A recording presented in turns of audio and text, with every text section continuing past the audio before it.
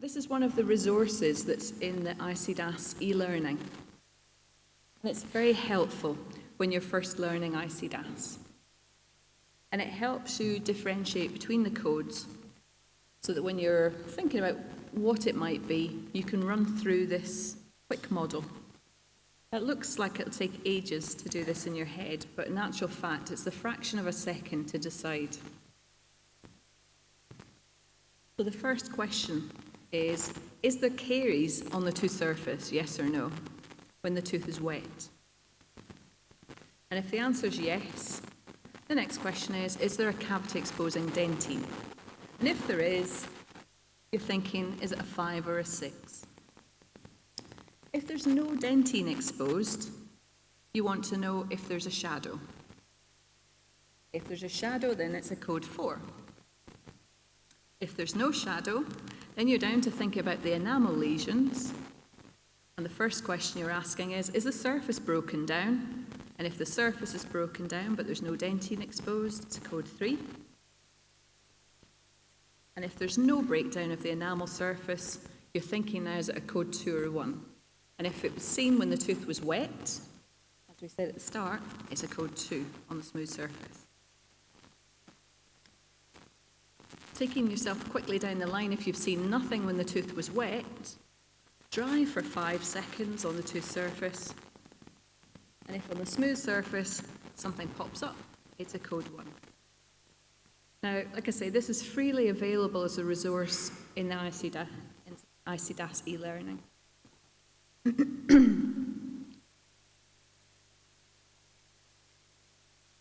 Okay, but here's a tricky one.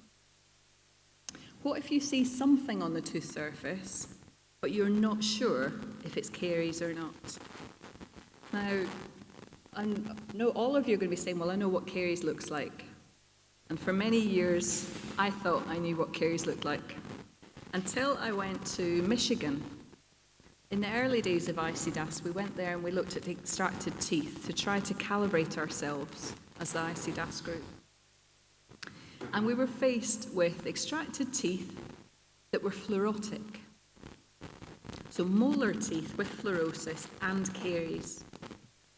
And I'm not ashamed to tell you, but because I'm from Scotland, we have no fluoride in the water. I really was not familiar with fluorosis. And so I found it very confusing. So for me, the differential diagnosis became very important. So it's something to focus on if you're running a survey in an area where there's fluorosis, is to make sure that you've got some good pre-learning on the differential diagnosis. Staining can also be very tricky. Again, especially if you're doing something with extracted teeth as part of your training, because you can't look at the rest of the mouth to see if there's general staining. So, again, the ICDAS e-learning package has a very small piece on this. In the e-learning itself and in one of the resource sections, there's this very small primer to help differentiate different types of changes of the surface that are not carious.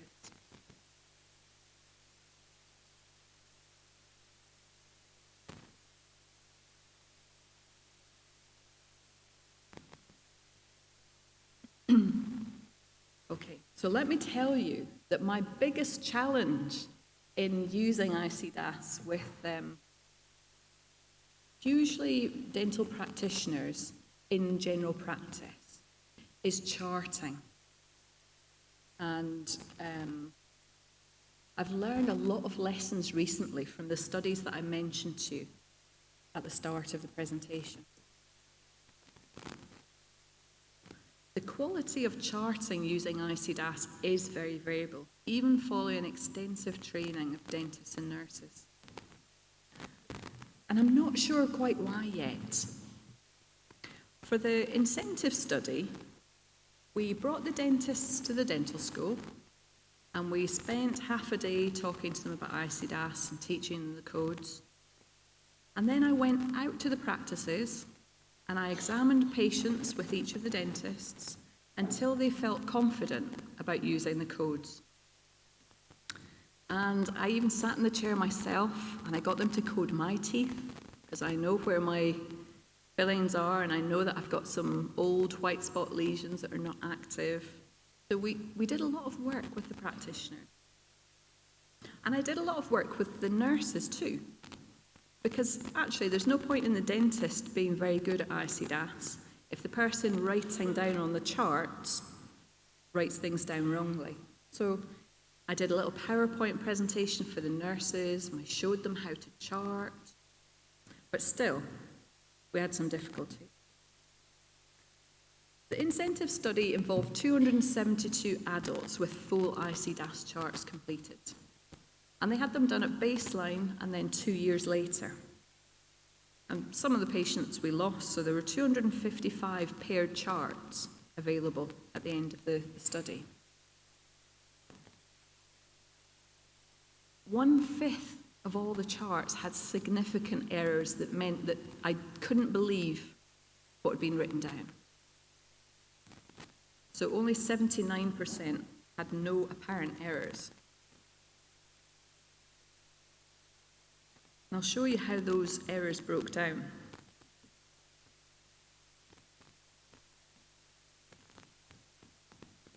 This is about to be published, so you're having this information before anyone else.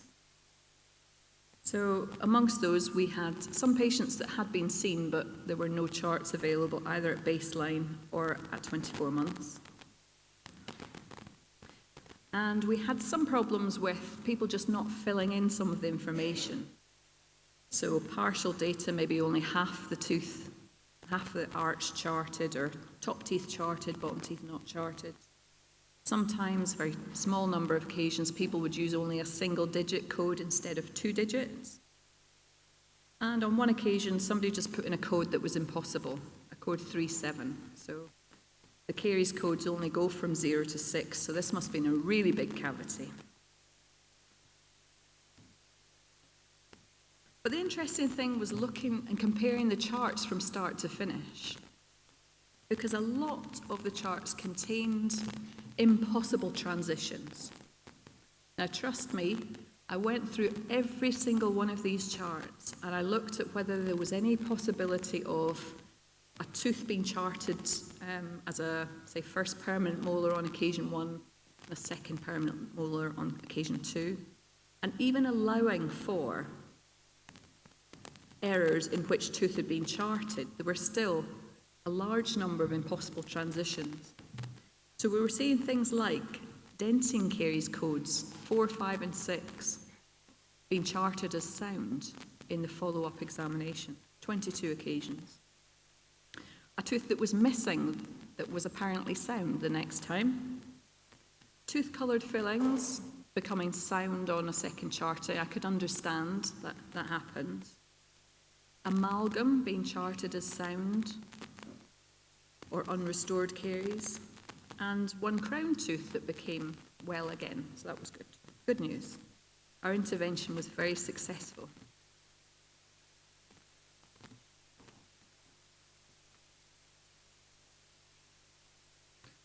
Other errors that we couldn't tell were if there were times when the 2-digit coding were transposed. So I think it's a fault with ICDAS that we use the same numbers for the first digit and the second digit, because we can't tell if somebody means a 0-4, shadowy caries with no filling, or a 4-0, an amalgam restoration with no caries. The transposition is an issue. Oh, but my biggest problem is on paper charts about trying to read them. And again, I think it's a failing of our system that we have a code 0 and a code 6. And they're very, very different. Sound versus a cavity that's larger than half the tooth surface. And legibility, being able to determine if somebody's handwriting between a 0 and a 6 is difficult. Especially in the UK, because our zeros are just like this. So often now when I'm teaching, I ask our people to chart with a continental 0 with a score through the 0 to help. And that's why there's a case to be made for leaving zeros blank on a chart. And I'll show you what I mean by that.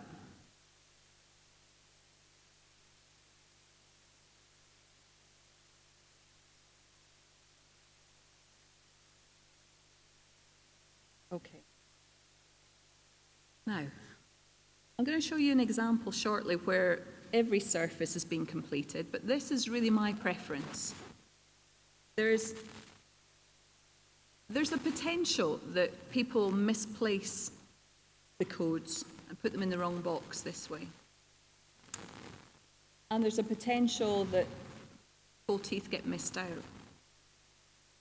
But I like to see just either one code in each column for the tooth, or only codes where there's actually something other than zeros. Because it's very easy to reflect that a tooth is entirely sound with zeros using the summary box. And when you're looking at charts, let me tell you, this is so much easier when you're trying to look at the data and to compare charts to see what's going on.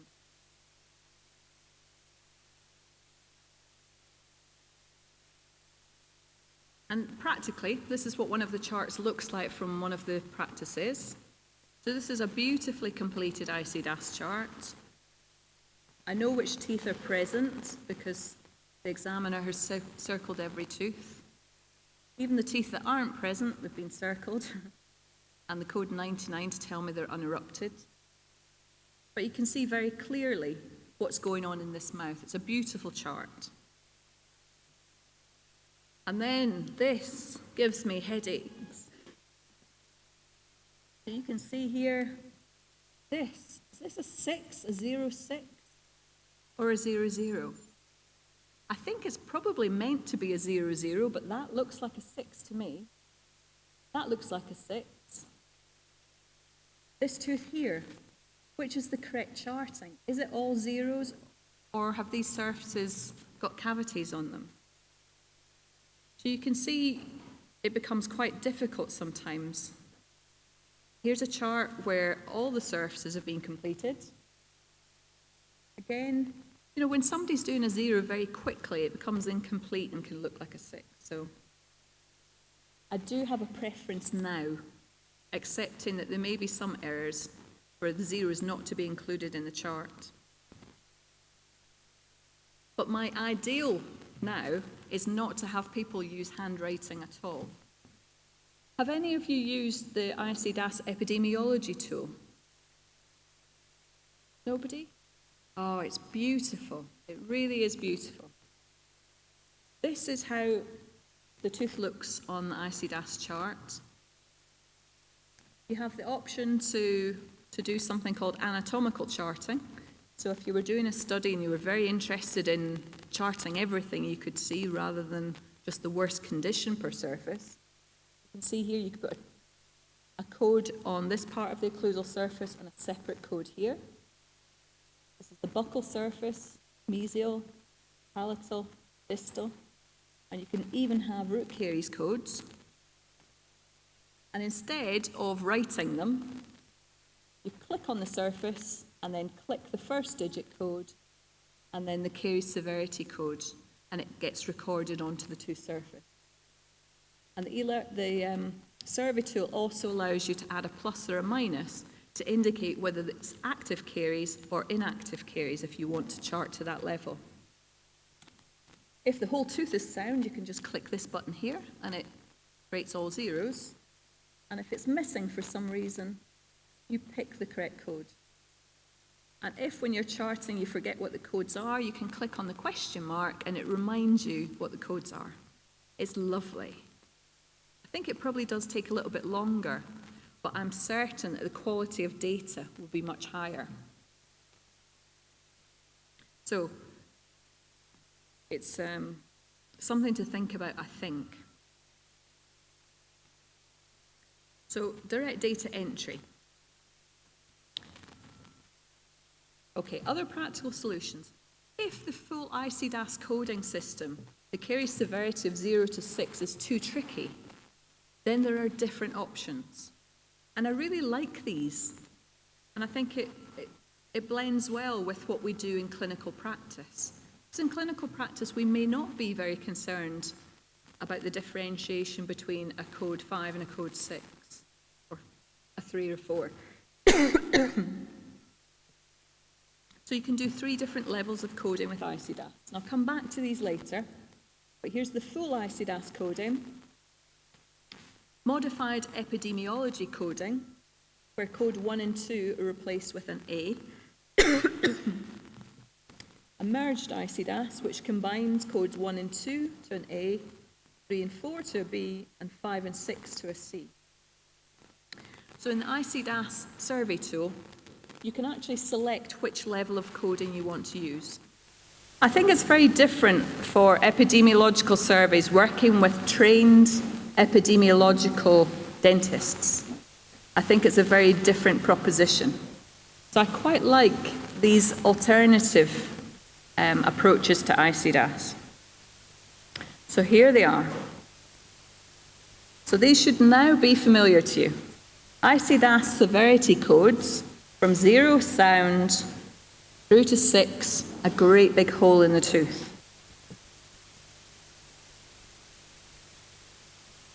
So we have what we call the modified epidemiology version of ICDAS. Now this recognizes that when you're in a school or in another workplace or wherever you're conducting epidemiological examinations, you may not have a clinical setting and you may not have compressed air. So, the modified epidemiology actually collapses the first two codes, 1 and 2 together, and they're called code A. There are some advantages to this. It removes some of the doubts in examiners' minds, and those of you that have been through training and banging your heads trying to think, is it a 1 or a 2 on the occlusal surface? You wouldn't have to think about that. It would just be a code A. It may be that the coding is slightly quicker because of this lack of doubt. It's definitely less complicated. Again, you're not having to think smooth surface or pits and fissures. And there's no need for compressed air. So there are a number of advantages. The disadvantage is this. In the absence of compressed air, you are going to miss the very earliest stages of caries on the smooth surfaces. Now that might not be a big compromise, but actually what we don't know currently is how much of the rest of the coding system is affected by the lack of compressed air. I mentioned to you the code 3 lesions where the surface of the enamel is broken down. It's quite hard to differentiate on a wet tooth visually. So the compressed air is actually very helpful also, even with code 5 lesions. You know those instances where you see quite a narrow cavity but deep, and driving out the saliva really helps you determine whether it's a code 3 or a code 5. So, modified epidemiological ICDAS, I think, carries a lot of advantages, but equally some unknown disadvantages. I think in epidemiology, we are very well used to noting that we're under-recording disease. So perhaps modified epidemiology ICDAS is absolutely adequate for purposes. Okay, but you can go a step further. You can use what we call the merged ICDAS codes. So instead of differentiating between 1 and 2, we call them code A. Now, I must point out here that the merged coding system is still designed to be used with compressed air. Okay? This is a really important differentiation because the modified epidemiology ICDAS can only be compared with other studies using modified epidemiology ICDAS because the codes are not, we don't know the similarities between full ICDAS and modified epi-ICDAS. So I'd still recommend with merged ICDAS that you use compressed air to find the lesions so that you're not missing. Otherwise, you'll be dropping some of these lesions into 0. So some will be coded as sound that actually have caries. And it removes the idea that we're actually looking thoroughly for the very first signs of caries. So code A in the merged system is truly codes 1 and 2 collapsed, the very earliest signs and the scars on the tooth surface. Code B is a combination of codes 3 and 4, so enamel cavitation and the shadowiness under apparent intact dentine. This is a very sensible combination because in actual fact, the histology that's associated with IC- shows us that code 3s and 4s have quite a lot of overlap. So some code 3s are more deep than some code 4s. But on balance, code 4s tend to be deeper than a code 3. Interesting. But when it comes to the treatment of these lesions, in actual fact, they're treated clinically in the same way anyway. And then code C is the combination of the cavitated lesions. So what are the advantages of using the merged IC-DAS codes? Well, again, you've got less doubt trying to differentiate between codes. So it's an easier system to teach and probably an easier system to apply. Again, because there are less codes, you could imagine that there's more agreement between examiners also. It should be quicker and less complicated. Now, before you all decide to never do full IC-DAS, there are some disadvantages of using the merged code. And I think these actually are important determinations in clinical practice or in a clinical study where you're actually looking at lesions longitudinally. I think it's very important to be able to look at arrest and progression. And so the differentiation between a code 1 and 2 lesion in particular, 0 to 1 to 2, is an important clinical step that perhaps we shouldn't throw out.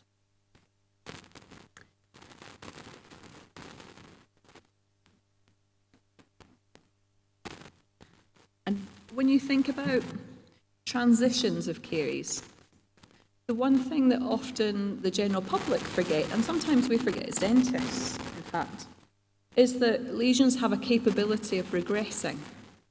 But it's these very early stages that have the capability of going backwards. So by collapsing them, you may lose that ability to detect reversals.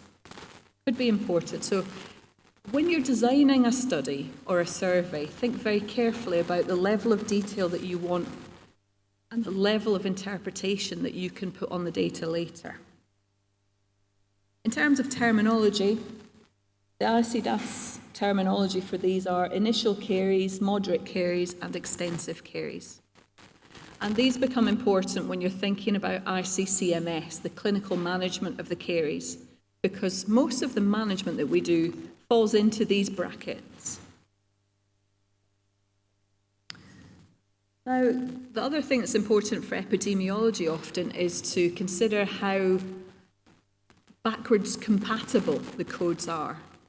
So can we compare an IC-DAS survey with a survey using WHO or another system? So the WHO criteria are very interesting. Again, working with the IC-DAS group, it became apparent that the WHO codes are interpreted quite differently depending on which country you're in. For me, it was very clear that in the epidemiology in Scotland, that codes 4, 5, and 6 were what we would call caries. But in actual fact, in many countries, in particular in the USA, when applying the WHO criteria, they would also include cavitation of the enamel surface. But even when dentine is not exposed, they would call those codes as caries. So there are two different thresholds with WHO codes, where the difference is in what you do with code 3. And of course, in old-fashioned WHO, the threshold would be down here, so only the cavitated lesions would have been included. So we've moved a long way, I think, in epidemiology, and we have a long way to go.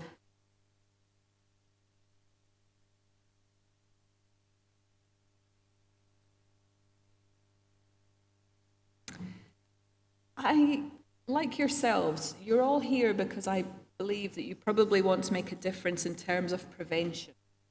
And making sure that we prevent children and adults from having disease that they don't have to have.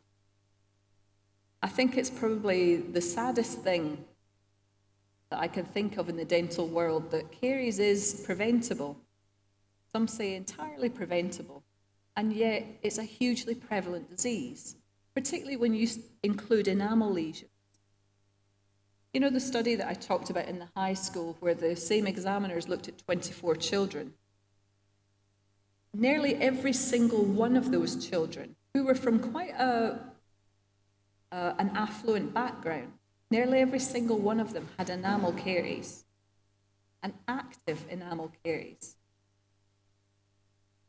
So I think we're all invested in trying to change practice, and I think ICDAS may help with that. So there's a change in philosophy of caries diagnosis, but is anything changing in dental practice? I see when we're involving dentists in our research studies, such as fiction, interval, incentive, and they're using the ICDAS chart, it's so very different for them to be considering charting disease.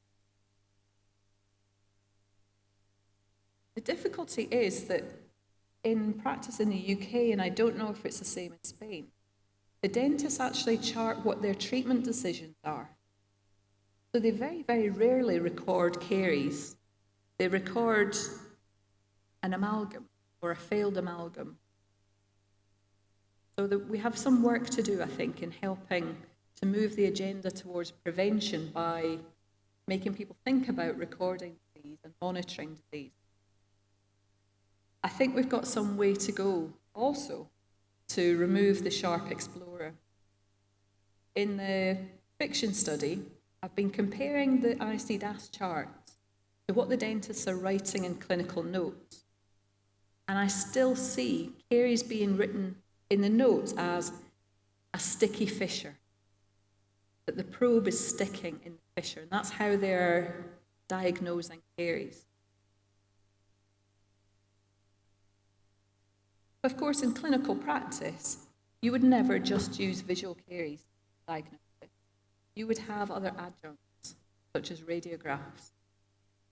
Again, interestingly, in the fiction study with more than 1,000 children, and these children age from 4 through to 11, the proportion of children that are having radiographs taken is tiny. And that's very interesting because the children recruited to the fiction study are all high caries risk children. One of the inclusion criteria was that they must have dentinal caries in at least one primary molar tooth. And yet, very, very few are having radiographs taken. And that's not because they all have cavities. There's a lot of hidden disease, I think.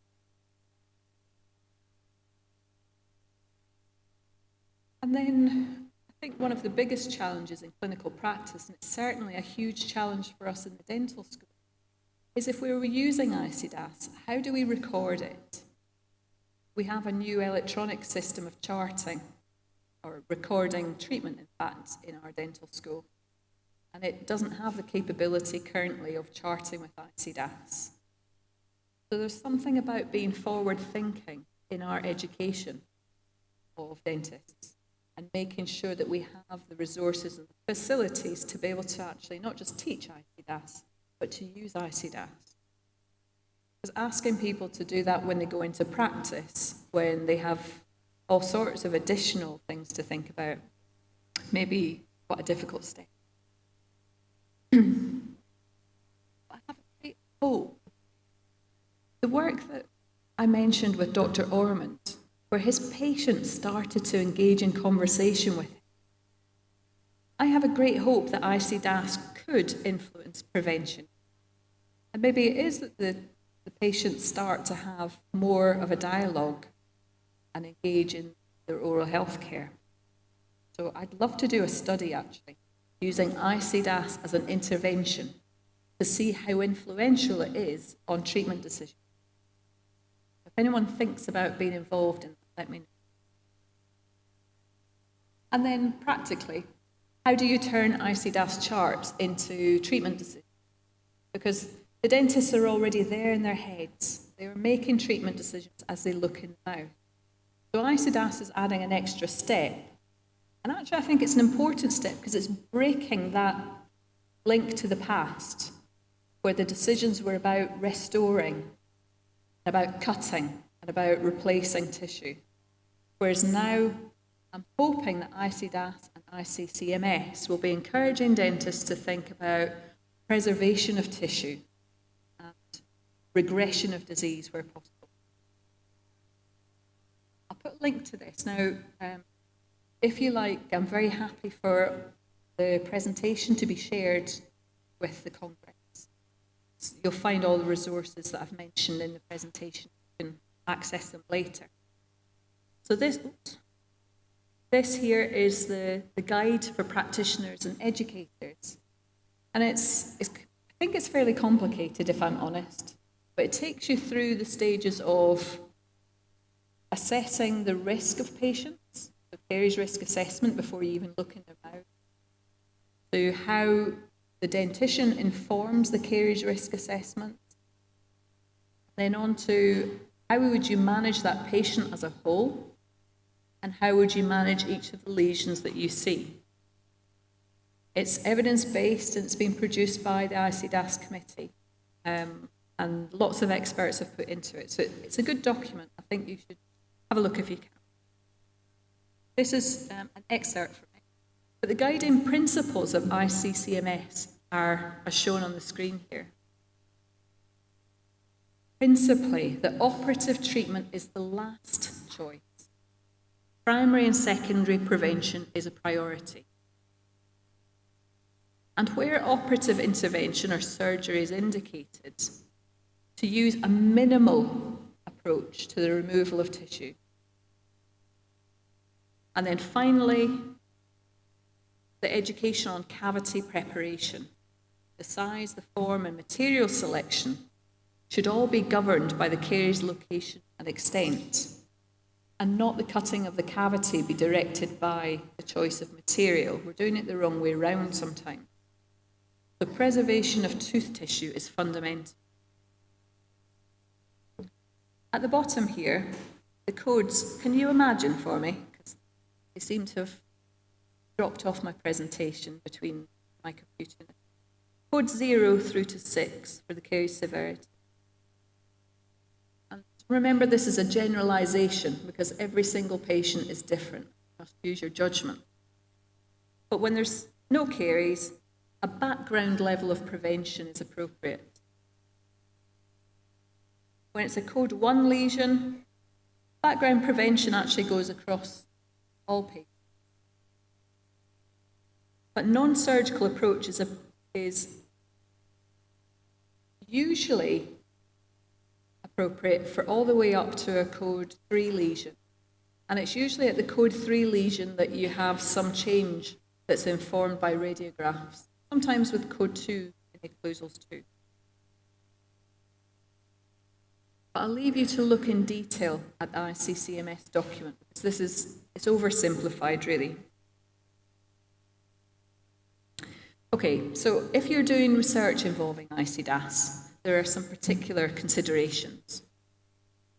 For example, if you're doing a study that's looking at the efficacy of a fluoride or some other way of preventing caries, you may need a full anatomical chart. So I showed it on the ICDAS survey tool, where you can actually differentiate between different parts of the tooth surface. So some of the practical issues that we've had in running trials involving ICDAS actually revolve around training the dentists in how to use it. For all of these studies, we've got large numbers of examiners that work in primary care. And in the UK, all of the dentists are actually independent businesses. So the ones in these studies don't have a salary. They're dependent on the number of patients that they see and the amount of work that they do for their payment. So everything that we do with research costs them money. If we bring them out of their business to come and be trained, they're losing money. So we have to be inventive about how we can train the dentists and about how much training they actually require. So in one of the studies, the interval study, which is looking at, it's a randomized controlled trial looking at the effect of different risk intervals for when people return for a checkup. So how long should it be between checkups? In that study, actually, we haven't trained the dentists to use ICDAS at all. We're doing a very expensive method of data collection in that we have a small team of trained dentists that will go out and see all 2,000 plus people involved in the study. Now, practically, it's actually quite hard to do and it's quite expensive to do. But the validity of the data should be quite good because the dentist's agreement will be good, be trained to a high standard, so we'll have high confidence in the Caries data. Another approach that's being used is for photographs of the dentition to be used to validate the coding done in large numbers of dentists. So they get standardized, they're not highly trained, but their examinations are checked against photographs. I have some reservations about using that as a technique with ICDAS. Any of you that have looked at the ICDAS e-learning program will know that the quality of photographs can be very poor. And we also have the issue of something called specular reflection. So when you apply light onto a tooth surface, you get some reflected back. And it's quite hard to differentiate between white spots and reflection from the light of the camera. So I think we have some way to go before we have an appropriate way of validating dental caries examinations at a distance. It's a challenge, I think, that hasn't been met yet. Okay, so let's turn to epidemiological considerations. So your first question when you're setting a survey is which level of ICDAS will you use? And we've spoken about some of the advantages and disadvantages of each. You should also be aware now from seeing my charts that the data entry method is something to consider also. And then we'll talk about the interpretation and reporting of ICDAS data. Let's go through those. So if you're deciding on which type of ICDAS to use, you need to think about what information do you need for the oral health of your population. How much time and resources do you actually have to put into your study? And do you have, for example, the ability to take compressed air with you? For some of our studies, we've taken portable compressors. So even in the field, we've used compressed air. And also the choice of ICDAS, I think, then informs on the training that's required for your dentists in the study. There's no doubt that the training time could be reduced using a simplified index. And you have, I think, probably less potential for error with simpler code.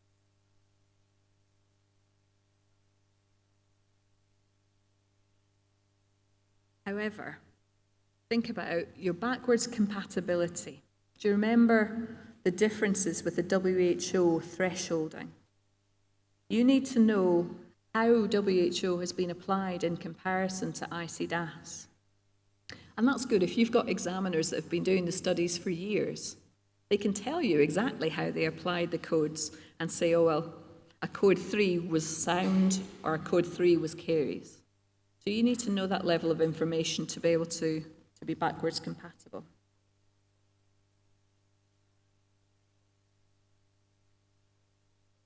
I would love for every survey to be able to use direct data entry. I would, because I think it solves a lot of problems. But it also has practical considerations. I've recently been preparing a grant application to use ICDAS in the Philippines. And in the Philippines, the prevalence of caries is around about 94% at age 6 for dentinal caries. And so when I was approached about this study, I actually asked the question, Do you really need to use ICDAS with such a highly prevalent disease? And the answer was, well, we want to get it right first time. If we're going to collect information, let's collect it in the right way so that in years to come, when hopefully the disease is getting better, we still have the right index that we've used from day one. And I applauded that. But the use of direct data entry there was very difficult because of the facilities. And I know that those of you that are using the epidemiological tool, I think it was originally designed so that it could be used so the data would be collected even without the use of a cellular network or without Wi-Fi. But I'm not sure how well that works. So if you have access to Wi-Fi everywhere that you're going, or an internet connection, and data entry is the way to go. I actually love the idea of direct data entry doing training and calibration as well, and I'll come back to that.